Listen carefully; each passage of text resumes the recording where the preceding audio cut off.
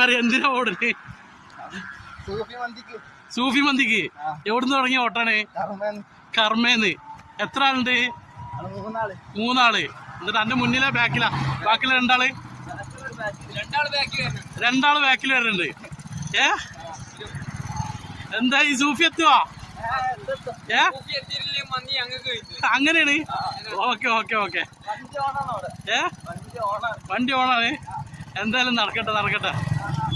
രണ്ടാളും കൂടെ വരുന്നുണ്ട്.